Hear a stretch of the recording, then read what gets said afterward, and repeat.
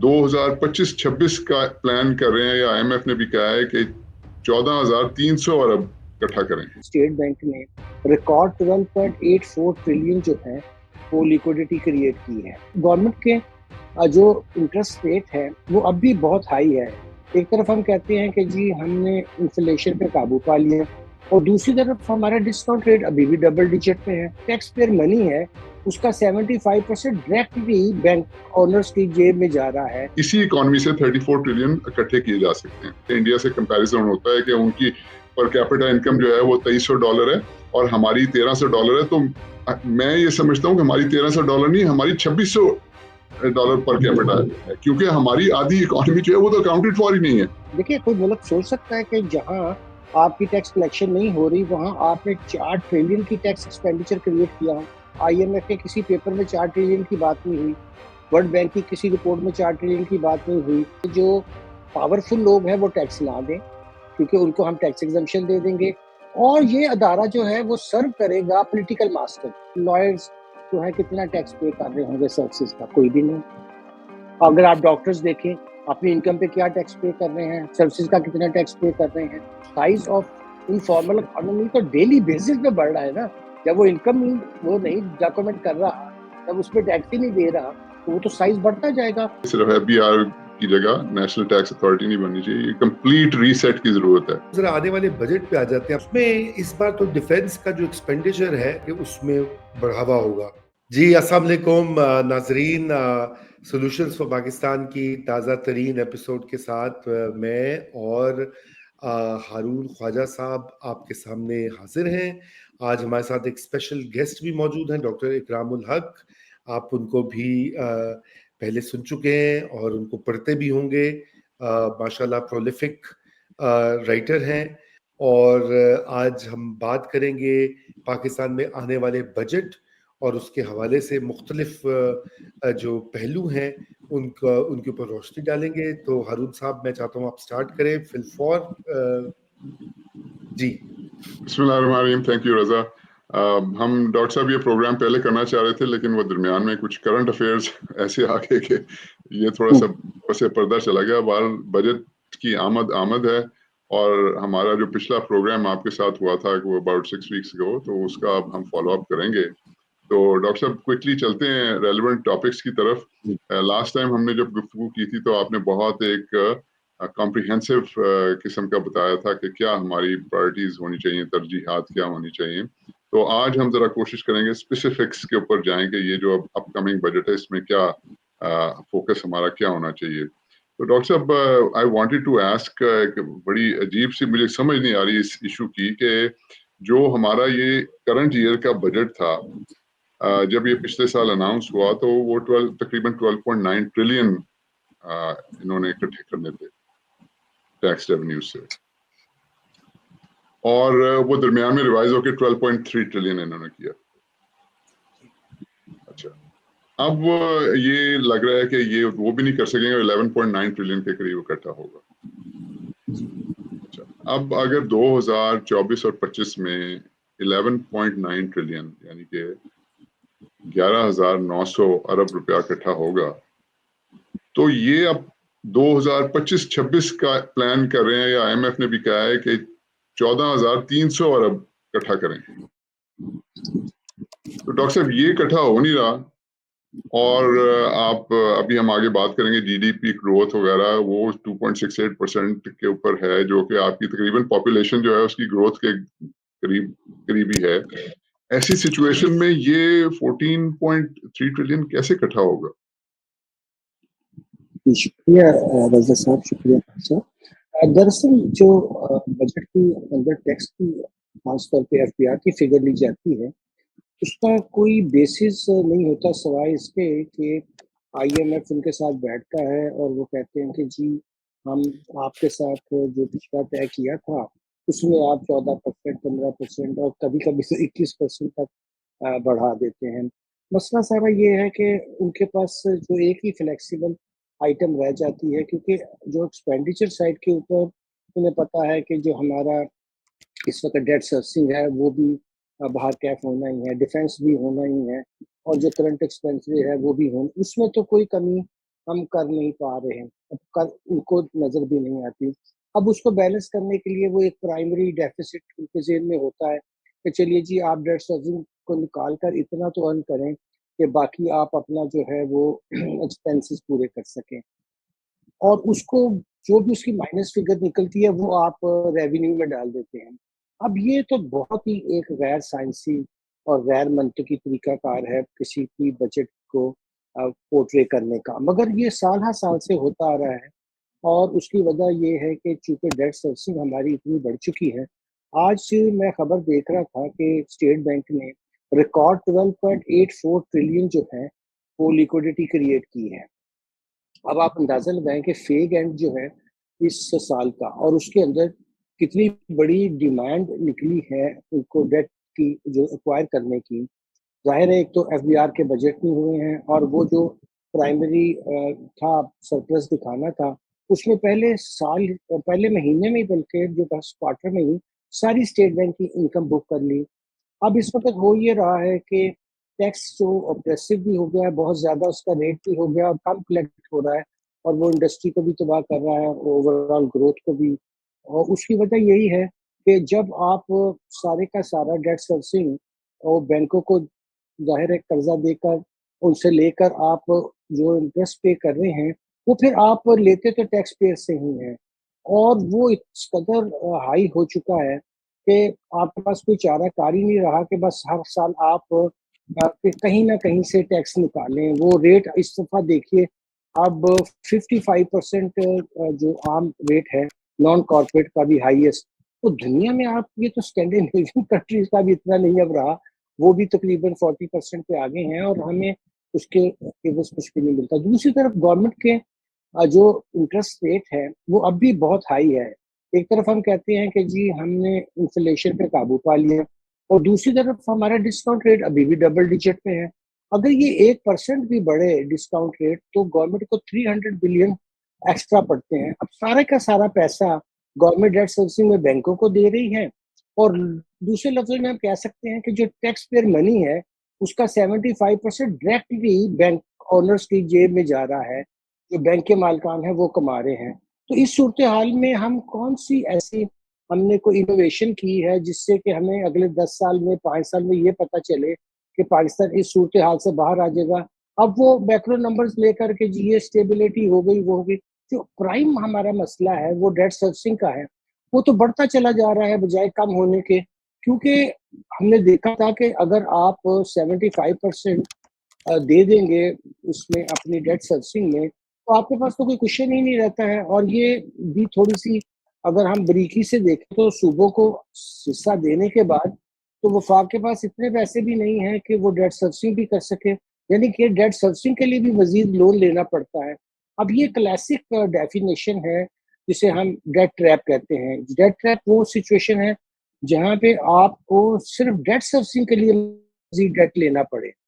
तो मेरा ख़्याल है कि इसको हमें इस पर्सपेक्टिव में देखना चाहिए कि आईएमएफ भी अगरचे वो स्ट्रक्चर रिफ़ॉर्म्स की बात करते हैं, मगर कोई स्ट्रक्चर रिफ़ॉर्म्स हमें नज़र नहीं आती हैं।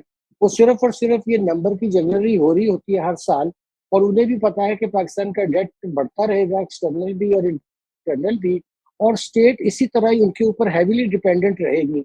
और जब स्टेट उन पे हेवीली डिपेंडेंट रहेगी, तो ज़ाहिर है फिर वो अपनी बात भी हर तरह की मनवाएँगे। अब छोटी-सी रिलीफ देनी हो सैलरीड क्लास को, तो वो कहते हैं कि जी आप ज़रा आईएमएफ से पूछ लें। कोई रेट उन्होंने जो बहुत पहले बढ़ा दिया था जिससे देखा कि सेक्टर को बहुत नुकसान हुआ है, वो कहते हैं जी ज़रा आप आईएमएफ से पूछ लीं और आईएमएफ कहते हैं बिल्कुल भी नहीं। सैलरी वाले क्लास को उन्होंने कहा कि नहीं जी आप इसका 1% भी नहीं कम करेंगे। उन्होंने कहा जी रियल एस्टेट के ऊपर बहुत ज़्यादा हमने विथहोल्डिंग कर दी थी, इसको ज़रा रैशनलाइज़ करने दें। उन्होंने कहा जी बिल्कुल नहीं करने देंगे। और वो एक सवाल पूछते हैं उनसे एफबीआर के लोगों से कि आप बताइए इसका अल्टरनेट क्या है? अब उनके पास कोई अल्टरनेट नहीं होता। आज भी आर्टिकल जो फ्रंटियर हमने फ्राइडे टाइम्स में लिखा उसमें वाज़ेह किया कि उनका तो गैप खुद अपने नंबर्स के हिसाब से 7 मिलियन का है। वो कहते हैं कि हम तो लोगों से रिटर्न ही नहीं ले पा रहे हैं और इतनी यानी कि ब्रॉडनिंग के लिए इतना पैसा लिया उन्होंने, यानी कि पहले देखिए 6-7 साल एक प्रोग्राम चला टैक्स रिफॉर्म एडमिनिस्ट्रेशन के नाम से, अब रेज़ रेवेन्यू प्रोजेक्ट के नाम से 4 साल का एक और प्रोग्राम। और फिर भी अभी तो हमने वो दादोशुमार नहीं लिए कि इनफॉर्मल इकोनॉमी को भी ले लें तो गैप जो है वो कितना बड़ा होगा। उनके अपने नंबर जो हैं वो शो कर रहे हैं कि उनकी कंप्लायंस जो है वो 50% भी नहीं है। अब अगर आप 50% कंप्लायंस नहीं कर सके हैं, तो फिर ये आप कैसे अपने टैक्स को बढ़ाएँगे? तो ख्वाजा साहब का सवाल जो था वो पर्टिनेंट है, इस तरह की मशीनरी के साथ, इस तरह की टैक्स पॉलिसीज़ के साथ और इस तरह की ग्रोथ के साथ तो बिल्कुल भी नंबर नहीं बढ़ने वाला। डॉक्टर साहब, आपने बड़े पर्टिनेंट पॉइंट्स रेज किए हैं और आपको पता है मेरी तो दुखती रग पे आपने फिर हाथ रख दिया है एफबीआर की जो रिफॉर्म्स हैं उसके ऊपर। अच्छा, अब डॉक्टर साहब मैं आपको बताऊं, जब हमने वो पेपर प्रेजेंट किया था सेनेट के फ्लोर के ऊपर एफबीआर के अल्टरनेट नेशनल टैक्स अथॉरिटी के लिए, उसमें आपको याद होगा एंड व्यूअर्स के लिए भी रजा मैं बताना चाहूंगा कि हमने जो कैलकुलेशंस की थी और हम 34,000 अरब रुपए के ऊपर आए थे। 34 ट्रिलियन, हम मैं और डॉक्टर इकरामुल हक हम इस नतीजे पे पहुंचे कि इसी इकोनॉमी से 34 ट्रिलियन इकट्ठे किए जा सकते हैं अगर प्रॉपर टैक्स मशीनरी हो। अच्छा, अब उसके अंदर डॉक्टर साहब आपको याद होगा हमने 30 या तकरीबन 33% अस्यूम किया था कि इकोनॉमी जो है वो हमारी अनडॉक्यूमेंटेड है। अब देर आफ्टर डॉक्टर साहब हमने और उसके ऊपर रिसर्च वगैरह की है, तो कंफर्टेबली अब हम ये कह सकते हैं कि तकरीबन उतनी इकोनॉमी जो है जो कि डॉक्यूमेंटेड है, तकरीबन उतनी ही जो है वो अनडॉक्यूमेंटेड है। तो एज अ साइड नोट मैं रजा ये भी बताते जाऊँ, वो बार बार हमारा वो आजकल वो करंट अफेयर्स की वजह से इंडिया से कंपैरिजन होता है कि उनकी पर कैपिटा इनकम जो है वो $2300 है और हमारी $1300 है। तो मैं ये समझता हूँ कि हमारी $1300 नहीं, हमारी $2600 पर कैपिटा है, क्योंकि हमारी आधी इकोनॉमी जो है वो तो अकाउंटेड फॉर ही नहीं है। ये जो आप देख रहे हैं, ये जो जावेद अख्तर साहब आके पाकिस्तान की गलियों में और कूचों में घूमते हैं और कहते हैं कि जी यहाँ पे तो कोई गुर्बत नहीं है, वो इसलिए नहीं है क्योंकि पाकिस्तान की जो पर कैपिटा इनकम है दैट इज $2600 पर कैपिटा, और वो बड़ी अच्छी तरीके से स्प्रेड हुई है। इंडिया की तरह नहीं है जहाँ पे 1.5 बिलियन है और सिर्फ 30 करोड़ बंदा जो है उनके पास जॉब है। और कमिंग टू द पॉइंट, मैं ये कहना ये चाह रहा था डॉक्टर साहब कि अब वो जो डॉक्यूमेंटेड सेक्टर है, अब वो डॉक्यूमेंटेड सेक्टर से ये सारा कुछ कलेक्ट हो रहा है, जो भी इन्होंने 11.9 करना है। अब वो कह रहे हैं जी हमने 14.3 करना है, जो जो 2400 अरब ज्यादा है, 2% ऑफ इकोनॉमी जीडीपी आपकी, जो अकॉर्डिंग टू ये जो इनकी जीडीपी है ऑफिशियल। अब माय पॉइंट इज डॉक्टर साहब के वो डॉक्यूमेंटेड इकोनॉमी से इतना इकट्ठा कर रहे हैं 11.9 ट्रिलियन, ये क्या वजह है कि हम क्यों नहीं फोकस करते उस अनडॉक्यूमेंटेड इकोनॉमी के ऊपर? अगर वो उधर से एक टैक्स आ जाए जो कि आना चाहिए, तो प्रॉब्लम हमारी सारी सॉल्व हो जाती है। ना डिफेंस बजट की प्रॉब्लम रहती है, ना डेट सर्विसिंग की प्रॉब्लम रहती है, ना आपके पीएसडीपी की प्रॉब्लम रहेगी, ना गवर्नमेंट एक्सपेंसेस की प्रॉब्लम रहेगी। तो द ओनली हर्डल इज कि एक इदारा आपने बनाया हुआ है जिसकी वजह से ये आधा मुल्क जो है वो कहता है जी मैंने तो रजिस्टर नहीं होना, मैं रडार के ऊपर आ गया तो मैं तो गया काम से। तो डॉक्टर साहब, इजंट इट, मुझे समझ नहीं आती, isn't it a straight forward simple solution? 80 साल से हम देख रहे हैं कि एक प्रॉब्लम जो है वो किस वजह से है, इस इदारे की वजह से है, और हम बजाय एक डिफरेंट अप्रोच लेने के एक नया इदारा बनाए ऑल दैट, हम उसी इदारे को बार बार ठीक किए जाते हैं। आखिर क्या वजह? डॉक्टर साहब, मेरा सवाल ये कि क्यों ये, am I missing something? Isn't it obvious? आप या रजा जरा रोशनी डालें, मुझे तो समझ नहीं आ रही कि इट्स वेरी ऑब्वियस कि एक नया अदारा बनना चाहिए, ये तो फेल हो चुका है। देखिए इसके पीछे खासा एक पॉलिटिकल इकोनॉमी का सवाल है। जब आप 4 ट्रिलियन की टैक्स एग्जम्पशन दिए हुए हैं, अब ये टैक्स एग्जम्पशंस जाहिर है बज़ाहिर तो कहा जा रहा है ना कि पार्लियामेंट ने दी है, मगर ये जिन पावरफुल तबकात को दी गई हैं, वो ये चाहते हैं कि इस तरह का अदारा रहे जो हमारी तरफ टैक्स कलेक्ट करने नहीं आए और हमें 4 ट्रिलियन की टैक्स देखिए कोई मुल्क सोच सकता है कि जहाँ आपकी टैक्स कलेक्शन नहीं हो रही वहाँ आपने 4 ट्रिलियन की टैक्स एक्सपेंडिचर क्रिएट किया हो। अब इसमें आपने देखा आईएमएफ के किसी पेपर में 4 ट्रिलियन की बात नहीं हुई, वर्ल्ड बैंक की किसी रिपोर्ट में 4 ट्रिलियन की बात नहीं हुई। तो एक कनाइवेंस उनकी भी है कि वो ये जब हम लिखते हैं कि भैया आप देखिए ये आफ्टर ऑल एग्जम्पशंस की क्या रीजन है, आप अगर सबसे टैक्स ले लें एक अच्छे रेट पे और फिर जहाँ टारगेटेड सब्सिडी देनी है जरूर दे दिए। देखिए पूरी दुनिया ऐसे ही करती है ना, अगर यूरोप में किसानों को दी जाती है, अमेरिका में तो टैक्स तो पहले कलेक्ट किया जाता है ना उस सेक्टर से भी, ये तो नहीं किया जाता कि आप कहें जी चले आप एग्रीकल्चर सेक्टर जो वैसे 20% मिसाल के तौर पे कंट्रीब्यूट कर रहा है ओवरऑल, तो उसकी टैक्स कलेक्शन अगर हम देखें तो वो 2% भी ना बनती हो, 1% भी ना बनती हो, तो आप सारा बोझ जो है एक खास सेक्टर पे डाल दें, जो इंडस्ट्रियलाइजेशन भी ना आप होने दें। 64% आप टैक्स जो है इंडस्ट्री से ले रहे हैं, जबकि उनकी कंट्रीब्यूशन जो हार्डली है वो 18% हो जीडीपी में। तो ये जो पाकिस्तान में ये चीजें हैं, इसमें मैं समझता हूँ कि ये बड़ा सीरियस पॉलिटिकल इकोनॉमी का सवाल है, क्योंकि उसमें बल्कि अब तो हम ऐड कर लें, कॉन्स्टिट्यूशनल पॉलिटिकल इकोनॉमी पढ़ाई जाती है सारी दुनिया में। कॉन्स्टिट्यूशन के अंदर भी जानबूझकर उन्होंने ऐसी प्रोविजन रखी कि taxes on income other than agriculture. भाई चलो अंग्रेजों ने बनाया था, तो आपको कोई मसला था कि आपने अभी तक इतनी अमेंडमेंट्स की, तो आप ये कहते कि नहीं भी इनकम पे सारा टैक्स जो है वो वफाक इकट्ठा करे। अब इंडिया ने क्या किया, मैं आपको बताऊं कि उन्होंने उनका आर्टिकल 271 देखे तो वो ये कहते हैं कि वफाक अपने लिए भी टैक्सेस लगा सकता है, जो सरचार्ज है, जो सुपर टैक्स है, ताकि वो वफाक का जो कि उनकी यूनियन किसी को डिस्ट्रीब्यूट किए बगैर अपने एक्सपेंस मीट करेगी। और उनके सूबे भी, स्टेट्स भी हमसे ज्यादा टैक्स, अभी इनकी तमाम हमारी जो सूबों की कंट्रीब्यूशन है वो 0.74% लास्ट ईयर थी जीडीपी का। अब आप ये देखिए कि अगर उनको सारे का सारा पैसा जो है, वहां भी पॉलिटिकल इकोनॉमी का मसला है कि वो अपने अमीर लोगों पे वो टैक्स नहीं लगाते जो 18वीं तरमीम के बाद उनको मिल गए हैं। उसकी बजाय वो वफाक की तरफ देखते हैं, जहां से उन्हें 57.5% आ जाता है। फिर वो लंबे लंबे मंसूबे अनाउंस करके बैठ जाते हैं, अपनी टैक्स की कलेक्शन वो बिल्कुल नहीं करते हैं और ना अपनी जीडीपी बढ़ाने की कोशिश करते हैं। अभी रजा साहब ने मुझे कुछ टॉपिक्स भेजे थे जिस पे मैं पहले लिख चुका हूँ, मगर अब मैं आने वाले दिनों में वाजे करूंगा कि ये सारे सूबे मिलकर कितना प्रॉपर्टी टैक्स इकट्ठा करते हैं, कितना एग्रीकल्चर, और जो टैक्सेस इनके पास शुरू से थे और जो इनको बाद में मिले, उनमें इनकी क्या कारकर्दगी है। तो देखिए अब ये एक पूरा ऊपर मॉडल बन गया कि जो पावरफुल लोग हैं वो टैक्स ना दें, क्योंकि उनको हम टैक्स एग्जम्पशन दे देंगे, और ये अदारा जो है वो सर्व करेगा पॉलिटिकल मास्टर।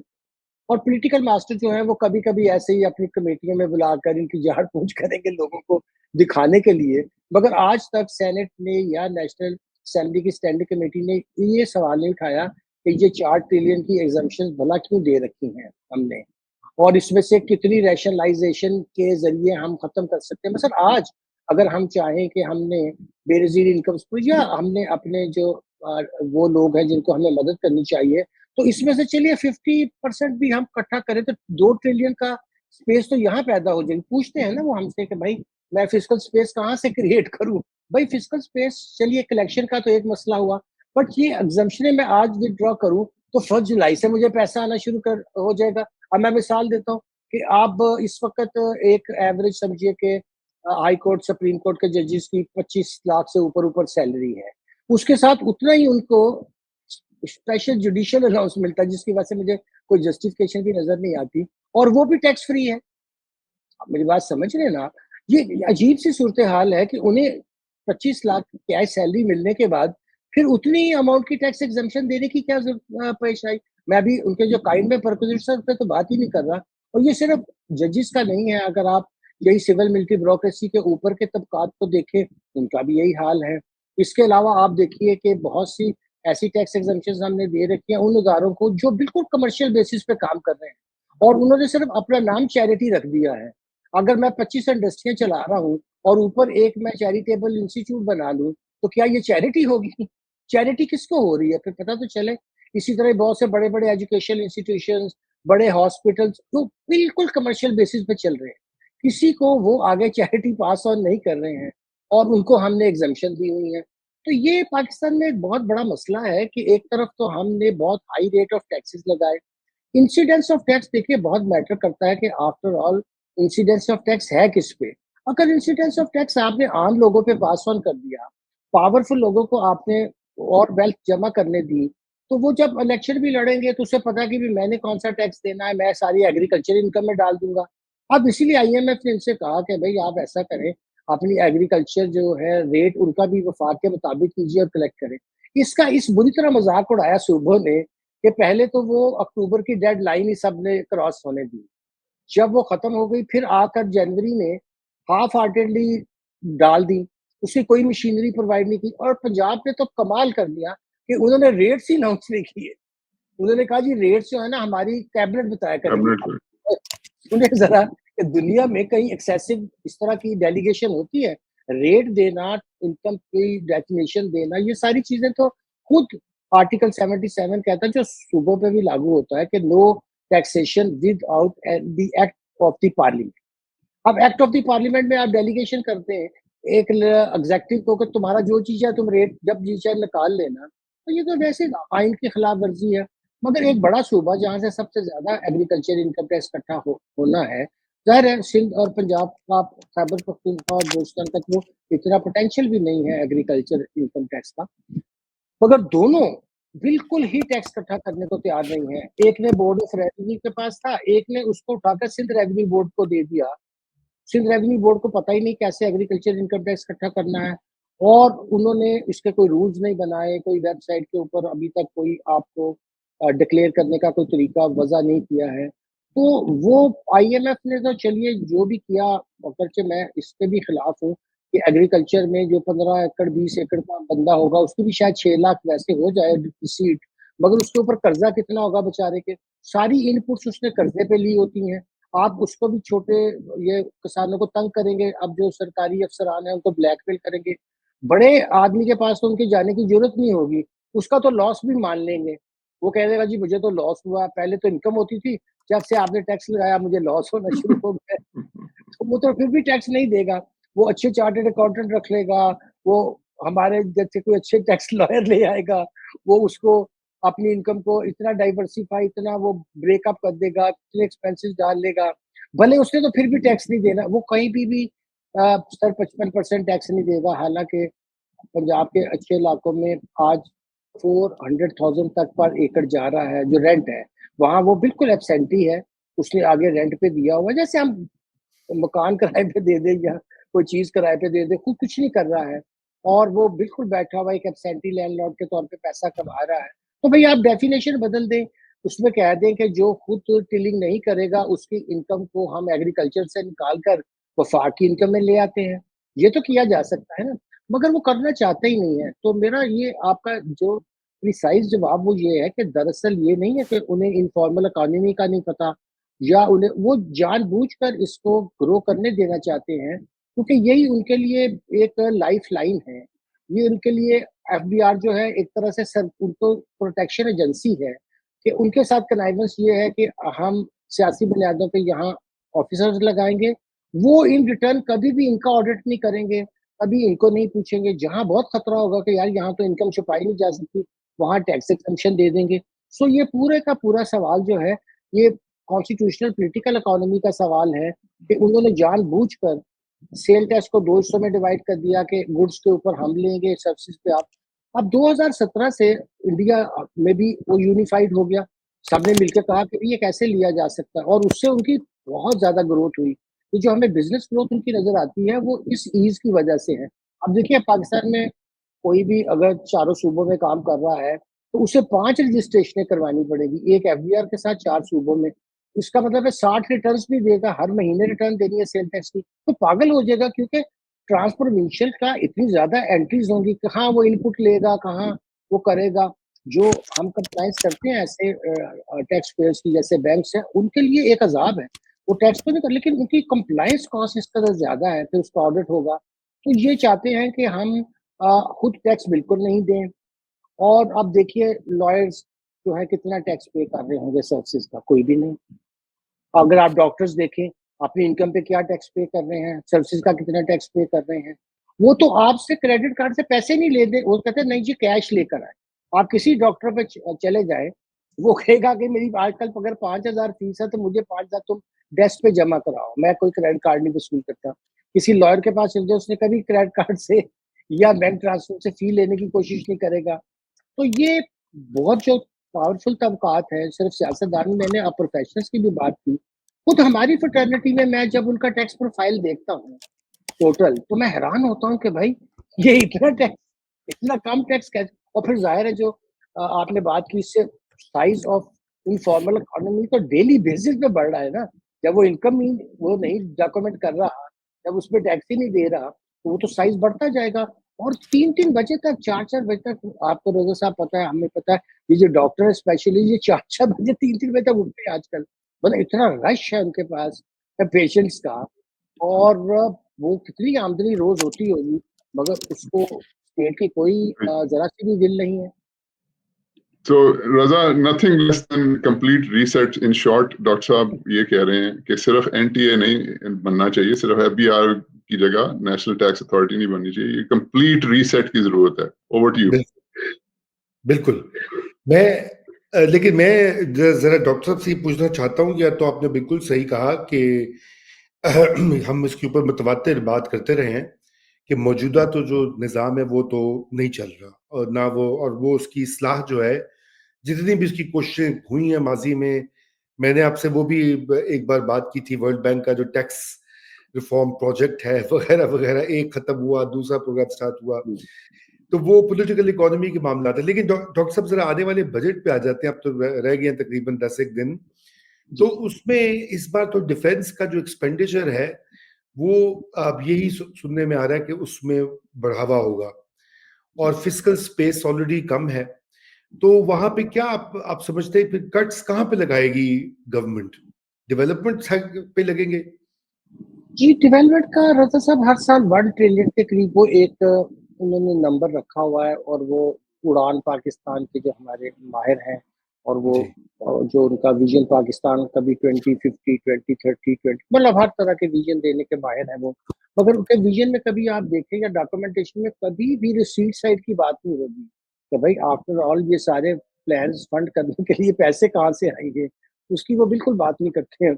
वो बस प्लान बताते हैं कि भाई हम ये बना देंगे, वो बना देंगे। भाई ज़ाहिर है पैसे के बगैर तो कोई काम भी नहीं होता। रिसोर्स मोबिलाइज़ेशन पे आपको याद होगा पिछले हफ्ते एक डिटेल आर्टिकल जिसमें बताया गया कि कहाँ से नॉन रेवेन्यू आ सकते हैं, और बहुत बड़ी यानी कि हम रकमें इकट्ठी कर सकते हैं। मगर वही फिर सवाल आ जाता है, जहाँ तक पाकिस्तान के पोटेंशियल का ताल्लुक है वो तो बहुत बड़ा है। अब अगर ये डिफेंस का अगर इन्हीं हालात में हम रहे तो वो तो ज़्यादा फिर ज़ाहिर है कि हमारा बोरोड पे ही होगा, और तो हमारे पास कोई फिस्कल स्पेस है नहीं, और कंपल्शन उसकी हम बयान करेंगे कि अब ज़ाहिर है एक वॉर हुई उसमें भी खर्चा हो गया। फिर अब आपको पता ही है कि इसमें जो है वो जो भी हुआ उसके बाद क्रैक डाउन भी करना है। अब वो कह रहे हैं कि हमारे पास यही मौका है कि हम जो इस वक़्त जितनी भी वॉइसेज़ हैं जहाँ पे भी हैं उनको कुचल दें। तो उसके लिए भी फंड ज़ाहिर है और माँगे जाएँगे। अब वो कुचलेंगे नहीं, वो तो ख़ैर बात की बातें हैं कि आप टेररिज़्म को या आप ऐसी मूवमेंट्स को कैसे टैकल करते हैं, उसपे तो डिबेट हो सकती है, मगर पैसा जो यकीनन चाहिए होगा। और पैसे के बारे में हर गवर्नमेंट का पाकिस्तान में रवैया ये रहा है कि आप बस नोट छापें बैंकों से, क्योंकि पहले तो डायरेक्ट ले लेते थे, जब से आईएमएफ ने कहा कि नहीं जी ये तरीका ठीक नहीं है, तो अच्छा तरीका क्या है? अभी तो वो भी पैसा तो प्रिंट वही करते हैं ना स्टेट बैंक वाले, फिर वो बैंकों को लिक्विडिटी फराहम करते हैं, फिर बैंक लोन दे देते हैं। तो बीच में एनरिचमेंट जो हो रही है वो बैंक की हो रही है, और तो कोई फ़र्क नहीं पड़ा है। उससे ये बिल्कुल होगा कि बहुत ज़्यादा आपको गैप नज़र आएगा। उसी को ज़रा थोड़ा-सा कैमोफ्लेज करने के लिए, जैसे शुरू में खालिद साहब ने पॉइंट आउट किया कि उन्होंने एक आर्टिफिशियल रेवेन्यू का टारगेट रख दिया, जो कि उन्हें पता है इकट्ठा नहीं होगा। ये हमेशा करते हैं कि उसको ओवर स्टेट कर देते हैं, और एक्सपेंडिचर को अंडर स्टेट करके अपनी बुक को तो बैलेंस कर लेते हैं। जब बिल्कुल हम आखिरी क्वार्टर में आते हैं तो पता चलता है कि एक्सपेंडिचर तो बढ़ गए हैं, और वो पहले जीडीपी का 20 थे अब 22 हो गए हैं, 22 से अब 24 पे चले गए हैं। और जो हमने कहा था कि हम रेवेन्यू यानी टैक्स और नॉन टैक्स पूरे पाकिस्तान का, वो जो है वो हमारा वही 10-11 से कभी बढ़ने वाला नहीं है। तो गैप बढ़ता चला जाएगा। उससे आप देख लें डेट का कि अब इसी साल में हमने कितना और डेट अक्रू कर लिया है। ये 87 की फिगर ट्रिलियन की, अब मैं इंटरनल आज देख रहा था, ये 31 मार्च की थी। तो आपने इस 1 साल के अंदर ही 10 ट्रिलियन और कर्जा ले लिया है। एक्सटर्नल में भी आपकी एडिशन हो गई है, जो आपने वहाँ डेट सर्विसिंग करनी है, उसके लिए आप फिर बाहर से कह रहे हैं कहीं रोल ओवर कर दो, कहीं मुझे ये पैसे दे दो, मुझे और पैसे दे दो। तो कब इनकम जनरेट करेंगे जिसके बजाय कि ये हम और गैप को बढ़ाएँ, कम हो। तो कम करने की स्ट्रैटेजी मेरा ख़्याल है वो शायद अब इस बात पे कन्विंस हो चुके हैं कि ये स्टेट जो है वो एक तरह से हमेशा पैरासाइटिक ही रहेगी, और हमें कहीं न कहीं से पैसे हासिल हो जाएँगे, हमारी बड़ी अहमियत है, हमें कभी-कभी कंटेनमेंट ऑफ चाइना के लिए भी किसी को हमारी ज़रूरत है, कभी-कभी चाइना को उनको काउंटर करने के लिए हमारी ज़रूरत है।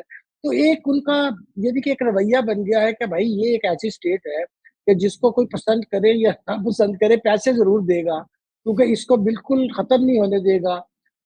आईएमएफ भी कह देगा चलें ठीक है 1-2 बिलियन ले लें और हम आपको डिफ़ॉल्ट से भी बचाते हैं, हम आपको ये कर्ज़ा भी ले देते हैं। तो कोई सीरियसनेस मुझे नज़र नहीं आती। अभी 2 दिन पहले मैं इस्लामाबाद में था तो प्लानिंग डिवीज़न वालों ने भी एक कॉन्फ्रेंस करवाई और उसमें एसपीडी का, तो उसमें भी यही सवालात आए। तो मैंने कहा कि देखिए फिर आप ये वाली चीज़ सारी चीज़ें छोड़ते हैं, चलिए अभी सिस्टम की खराबी की बात ना करें, कि ये 4 ट्रिलियन की तरफ कोई तवज्जो तो चाहिए। 4 ट्रिलियन आफ्टर ऑल किस कदर मज़ाक़-ख़ेज़ बात है कि जब हम in dire need of money है, तो हम किस बात की एग्ज़म्पशन 4 ट्रिलियन की दे रखी है हमने। और वो फिर मैंने आपसे भी अर्ज़ किया था कि हम एक और प्रोग्राम ज़रूर करें। 10 जून को अब बजट 1 हफ़्ते के लिए डिले हो गया है, क्योंकि वो वज़ीर-ए-आज़म बाहर जा रहे हैं, तो उन्होंने कहा 2 जून को नहीं 5 को, और फिर सोचा भी होगा कि ईद के बाद ही बॉम्बशेल गिराएँगे, पहले गिराए तो लोगों की ईद ही खराब ना करें। वो 10 जून के लिए उन्होंने कर दिया। तो एक प्रोग्राम जो है जिसमें ख़ास हम जो बड़ी 10 आइटम्स हैं टैक्स एक्सपेंडिचर की, उसको डिस्कस करें कि भाई ये आफ्टर ऑल क्यों रखी गई हैं, इसका क्या रैशनल है? क्योंकि उससे आम लोगों को भी पता चलेगा कि एक तरफ तो मुझसे ये इतना हैवी टैक्स माँग रहे हैं। देखिए नॉन फाइलर्स को अभी आपने ख़त्म नहीं किया, क्योंकि मैंने आपके प्रोग्राम में अर्ज़ किया था कि 700 बिलियन से उससे ज़्यादा की रकम आती है। अब उनके लिए एक बड़ा जिसे हम कहते हैं ना एडिक्ट हो चुके हैं ऑन ईज़ी मनी, कि वो अगर ख़त्म करें तो एकदम 700 बिलियन का वहाँ उनको डेंट पड़ जाएगा। अब वो लोगों से ले पाएँगे, नहीं ले पाएँगे। यहाँ तो बड़ा आसान है ना, ट्रांज़ैक्शन की डबल ले लिया, डबल लेने देने वाला बड़ा खुश है कि मैं डबल देकर या उसको 250% भी देकर आगे पास ऑन कर लेता हूँ। जैसे मैंने गाड़ी खरीदी, उसके ऊपर मैं फाइनल नहीं हूँ, फिर भी मैंने अगर डबल भी दे दिया तो मैं तो ऑन जो मेरी रकम है उसके अंदर उसको कवर कर लूँगा ना। हुँ। मैं तो टैक्स भी पास ऑन करूँगा, ज़ाहिर है। इस वक़्त गाड़ी अगर मैं कीमत से भी ज़्यादा पे तो वो सारे टैक्सेस ऐसे हैं जो कि उसका बर्डन भी उस आदमी पे नहीं रहता है। वो सारे इनडायरेक्ट मोड में है, वो आगे पास ऑन हो जाते हैं। सो इनको ये बात समझ नहीं आती कि वो लोग क्यों इतनी आसानी से दे रहे हैं। वो आसानी से अगर उनको पता हो कि मेरी जेब से जाएगा, वो हमेशा रिटर्न फाइल कर देगा, चाहे वो फिर उसकी भी करे। अभी उसे पता है कि ये सारे के सारे वो टैक्सेस हैं जो मैं पास ऑन कर सकता हूँ। तो मुझे क्या मुसीबत है कि मैं फिर रिटर्न दूँ, अपना बताऊँ कि जी मैं कहाँ से 50 गाड़ियाँ बुक करवाता हूँ, मेरा कितना सरमाया है। तो बेहतर है मैं at the time of withholding double tax दे दूँ, तो मैंने पास ऑन कर ही लेना है। ये तो मैंने राइट। एक मिसाल दी आपको।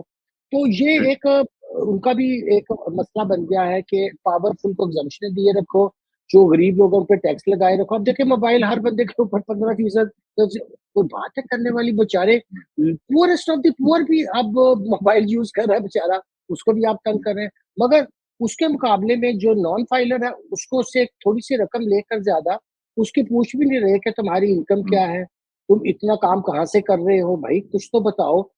और वो फिर जो बात शुरू में खान साहब ने फरमाई कि वो जो एक इतना बड़ा साइज़ ऑफ इकोनॉमी जिसके बारे में हम सब अंधेरे में हैं, और जो हमारे ऐसे लगता है कि पाकिस्तान में बड़ी एफ्लुएंस भी है, हम सड़कों पे निकले, रेस्टोरेंट्स में जाएँ, इवन रूरल एरियाज़ में मैं पिछले दिनों गया तो मैंने समझा कि यहाँ बड़ी गुर्बत होगी, बड़ी इन्फ्लेशन बढ़ी है। वो सारे मौज कर रहे थे। मैंने कहा भाई ये उम्रे पे कहाँ जा रहे हो तुम? तो कहाँ से पैसे आए? उसने कहा सर बड़ी अल्लाह का खैर है, कुछ बेटा वहाँ से रेमिटेंस भेज देता है, कुछ फसल बेची है। वो 4 बंदों को फैमिली के लेके उम्रे पे जा रहा है। तो डॉक्टर वहाँ पे साहब, भी ऐसे ये प्रोग्राम का टाइम खत्म हो रहा है। रज़ा, एक और सवाल क्विकली कर लूँ? वी आर बस ये रनिंग। कर दीजिए, उसके बाद फिर इजाज़त लेंगे ठीक है। नाज़रीन से। डॉक्टर साहब क्विकली इसका ज़रा क्विक जवाब देते हैं, हम अगले प्रोग्राम में इंशाल्लाह कवर कर देंगे। डॉक्टर साहब अगेन मैं वहीं पे फँसा हुआ एंड रज़ा आपके लिए भी ये सवाल है। मुझे समझ नहीं आ रही कि everything is out on the table. Common sense की बात है कि ये आखिर हमें समझ नहीं आ रही कि ये अब मैं आपको बताता हूँ, ये जो स्पेस की बात हो रही है कि जब डिफेंस बजट अगर बढ़ाना है, तो अब देखें कौन रोक रहा है हमें प्राइवेटाइजेशन से? 800-900 बिलियन वहां पे हमारे खर्च हो रहे हैं, लेकिन हम चुप करके बैठे हुए हैं। ना डिस्कोस प्राइवेटाइज होते हैं, ना पीआई प्राइवेटाइज होती है, ना स्टील मिल, मतलब कोई इदारा प्राइवेटाइज नहीं हो रहा, और हम खर्च करी जा रहे हैं, वहां पे सब्सिडीज दिए जा रहे हैं। अच्छा, ये पीएसडीपी है, 3.5 करोड़ रुपया हर एमएनए और 2.5 करोड़ रुपया हर एमपीए। तो यहाँ पे आपका वो 1 ट्रिलियन कहते हैं और वो 400-500 के ऊपर ले आते हैं, लेकिन सूबों का मिला के शायद उससे ज्यादा हो, लेकिन ये हम सबको पता है कि पीएसडीपी कहाँ पे जाता है। अच्छा, इसी तरह नए टैक्स पेयर्स जो अभी हमने बात की है कि भाई आधी इकोनॉमी तो आपकी जो है वो अनडॉक्यूमेंटेड है, उसके पीछे कोई जाता नहीं है और वो खुद टैक्स देने को तैयार नहीं है क्योंकि वो रडार पे नहीं आना चाहते इस इदारे की वजह से। अब ये कॉमन सेंस चीजें हैं डॉक्टर साहब। इसी तरह एक जो चीज है वो एनएफसी है। अरे भाई आप सारा कुछ इकट्ठा करके 57% सूबों को दे देते हैं, सूबों की मौज है, सूबे खर्च करने में जो है वो माहिर है, उनको कोई परवाह ही नहीं है, वो कुछ करें या ना करें उनको पैसे मिल जाते हैं और इतने पैसे मिलते हैं वो नोटों की बारिश होती है। तो कभी बुलेट ट्रेन बन रही है, तो कभी अंडरग्राउंड ट्रेन बन रही है, कभी कभी एयरलाइन बन रही है सूबा, कभी ये सोच। अगेन मैं रजा उस जगह पे डॉक्टर साहब वहां पे फंसा हुआ हूँ कि ये सारी कॉमन सेंस चीजें, जब मुल्क की सालमियत का मामला आ गया, डिफेंस बजट का मामला आ गया, तो इट इज अबाउट टाइम कि अगर हमारी ब्यूरोक्रेसी और पॉलिटिशियंस उनको होश नहीं आती तो फिर जो एस्टेब्लिशमेंट है उसको तो पता लगना चाहिए ना कि ये सारा कुछ it's right out there, it's on the table. Doctor साहब ये इस गुत्थी को सुलझा सकते हैं कि क्या मसला क्या है? देखिए रजत साहब और खान साहब, आपको पता है कि वहाँ एक बहुत बड़ा इंडस्ट्री का जाल है और अगर आप उनकी बैलेंस शीट्स और उनकी इनकम्स देखें तो वो खुद भी बहुत सेल्फ सफिशिएंट। ये तो बजट जो हम देखते हैं कि इतना एलोकेट हो गया वो तो अपनी एक जगह है, मगर बहुत सी चीज़ें हमें पता नहीं कि वो जो दूसरी इनकम जराए से आती हैं उसका क्या तसर्रुफ होता है और ओवरऑल। सो अगर भी वहाँ रियल क्रंच हो ना अच्छा, तो वो फिर यकीनी तौर पर सिस्टम को ठीक करें। देखिए अगर क्रंच ना हो तो वो भी खुश हैं, और क्रंच ना होने की मैं आपको वजह बता देता हूँ कि मैं अभी एक केस पढ़ रहा था जिसमें यानी फौजी आप समझिए कि जैसे एक उन्होंने ऊपर एक ज़ाहिर है एक आप कह सकते हैं चैरिटेबल बनाया हुआ है, उसको एग्जम्पशन है। अब उन्होंने सारे शेयर्स लिए मिसाल के तौर पर फौजी फर्टिलाइजर, तो उसमें तो दर्ज है, ये सुप्रीम कोर्ट के भी मैं जजमेंट देख रहा था, और उसको मार्केट में बेच के एक बहुत बड़ी कैश लिक्विडिटी जनरेट की जिसकी के कोई टैक्सेशन नहीं, क्योंकि जो ट्रस्ट है वो तो एग्जम्प्ट है ना। तो ट्रस्ट ने अपने ही एक अदारे के शेयर्स ले लिए, शेयर्स 10 रुपए का था तो 3 रुपए का ले लिया। तो केस कोर्ट में इसलिए आया कि जी ये 7 रुपए का जो डिफरेंस है ये इनकी इनकम है। ऑफिसर ने ये निकाला, लेकिन उसका ऑफिसर को ये नहीं पता था कि उस दिन जब शेयर बेचे गए तो उस वक्त उसकी कीमत 400 रुपए थी मार्केट में। Oh my God. सही फौज में तो वो पैसे आ गए। तो जहाँ क्रंच नहीं है ना, देखिए मसला वही है, हमें बाहर ये चीजें लगता है कि जैसे, लेकिन चूंकि सिस्टम के सारे बेनिफिशियरी हैं और कहीं पे भी इतना बड़ा क्रंच नहीं है कि जिसकी कंपल्शन की वजह से कोई आवाज, ये तो आप और हम डिस्कस करते हैं, चीजें लिखते हैं, मगर उन पे इसलिए असर नहीं होता कि उनको कोई क्रंच नहीं है इन चीजों का। और उसके कई ऐसे पहलू, जैसे मैंने ये कहा, अब ये इनकम तो कहीं डिक्लेयर नहीं हुई ना, मतलब कहीं ना कहीं खर्च तो हुई होगी ना, कहीं कोई नीड पूरी करने के लिए, कहीं और चीज पूरी करने के लिए। तो वो फिर एक बिल्कुल, मैं आपसे इस तरफ इशारा करना चाहूंगा कि चाहे एस्टेब्लिशमेंट हो या पॉलिटिशियंस हो या ब्यूरोक्रेट, सबको कहीं कहीं क्रंच नहीं फील हो रहा।